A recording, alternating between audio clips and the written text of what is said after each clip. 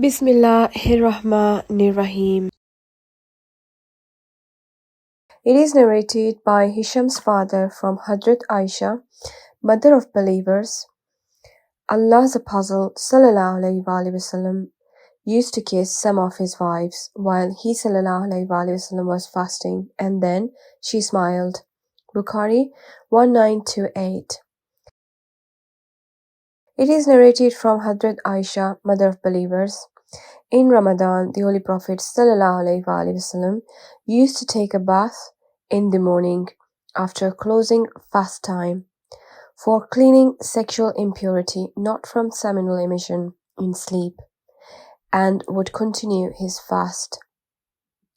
Ibn Hibban 34867, Bukhari 1930.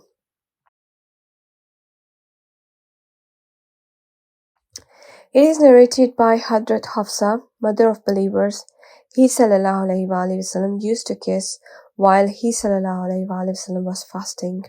Ibn Hibban 3542, Bukhari 1929. I saw the Holy Prophet ﷺ pouring of water over his head in a very hot day while he ﷺ was fasting. Mishkat 1913.